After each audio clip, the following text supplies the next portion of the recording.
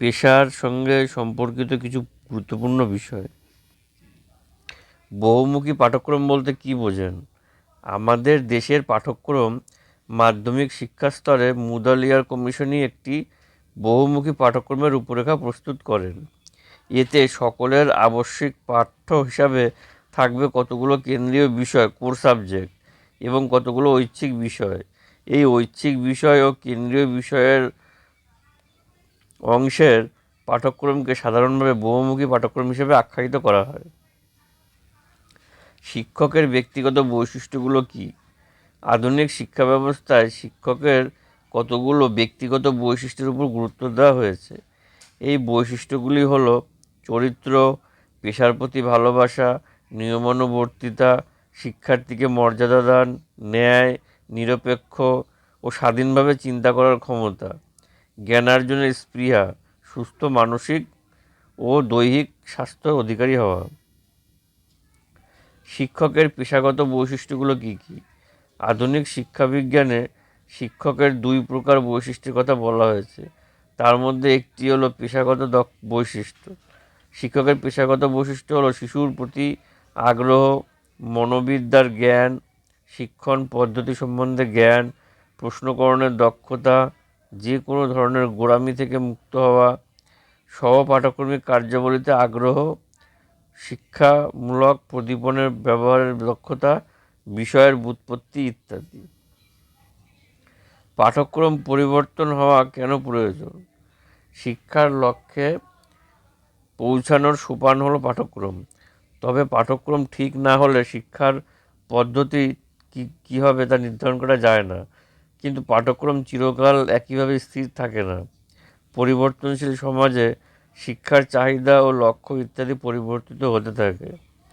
সেই পরিবর্তনের সঙ্গে সঙ্গতি রেখে শিক্ষার্থীর রুচি, সামর্থ্য এবং সমাজের চাহিদার উপর ভিত্তি করে যুগে যুগে পাঠ্যক্রমের পরিবর্তন হয়েছে। শিক্ষা হলো একটি সামাজিক প্রক্রিয়া। এই সম্পর্কে আপনার মতামত দিন। আধুনিক শিক্ষা এক ধরনের সামাজিক প্রক্রিয়া, কারণ শিক্ষালয়ে সমস্ত সামাজিক গুণাবলী রপ্ত করার বিভিন্ন প্রশিক্ষণ ও প্রয়াস সক্রিয় থাকে। শিক্ষার মাধ্যমে সাধিত হয় সামাজিক সংস্কৃতির রক্ষণ এবং অগ্রগতি। বিদ্যালয়কে সামাজিক প্রতিষ্ঠান বলা হয় কেন? জন ডিউই বিদ্যালয়কে সমাজের ক্ষুদ্র সংস্করণ বলেছেন। আসলে বিদ্যালয় এমন একটি জায়গা যেখানে প্রত্যেকটি ইতিবাচক সামাজিক গুণ বা আচরণের প্রত্যক্ষ অনুশীলন সম্ভব।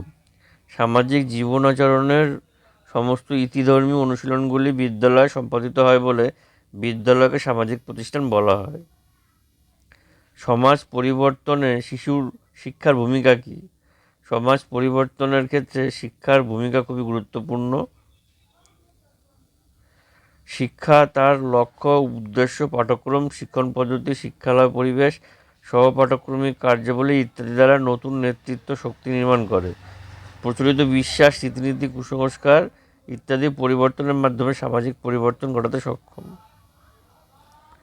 আদর্শ শিক্ষকের 4টি বৈশিষ্ট্য বলুন। আদর্শ শিক্ষকের 4টি বৈশিষ্ট্য হলো: একজন আদর্শ শিক্ষক হবে বন্ধু, দার্শনিক এবং পথপ্রদর্শক। আদর্শ শিক্ষক দলীয় রাজনীতি সংস্রব মুক্ত হবেন।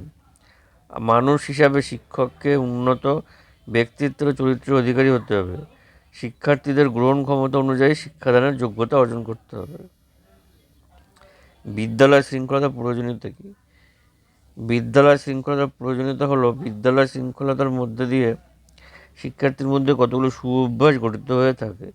সুশৃঙ্খলভাবে কাজ করলে সময় সাশ্রয় হয়, অনেক বেশি কাজ করা যায়। শিক্ষার্থীরা যদি বিদ্যালয়ের নিয়মকানুন এবং বিধিনিষেধেই স্বতঃস্ফূর্তভাবে মেনে চলে, তবে সামাজিক সংস্থা হিসাবে বিদ্যালয় সুশৃঙ্খলভাবে চলবে। বিদ্যালয় শৃঙ্খলার শিক্ষা যদি দৃঢ় হয়, তবে শিশুর ভবিষ্যৎ জীবনও সমৃদ্ধিতে পূর্ণ হবে। পরিবেশের বিকাশে শিক্ষকের ভূমিকা কী? একজন শিক্ষক বিভিন্নভাবে পরিবেশ বিকাশে সহায়তা করতে পারেন। এই সমস্ত বিষয়ের উপায় হলো পরিবেশ সম্পর্কে তার চাহিদা বিষয়ে সচেতনতা। শিক্ষকের থাকবে শিক্ষক পরিবেশের বিকাশের সর্বাধিক প্রচেষ্টাও গ্রহণ করবেন। পরিবেশ পাঠ্যক্রম শিক্ষক স্বতঃস্ফূর্তভাবে গ্রহণ করবেন। শিক্ষার্থীদের প্রবন্ধ রচনা করতে অনুপ্রাণিত করবেন। পরিবেশের বিভিন্ন উপাদান সম্পর্কে ব্যঙ্গ রচনা ও নাট্য রচনা করতে অনুপ্রাণিত করবেন। পরিবেশের বিভিন্ন জায়গা শিক্ষার্থীদের পরিদর্শনের ব্যবস্থা করবেন। Please like, comment, share and subscribe my YouTube channel. Thanks for watching.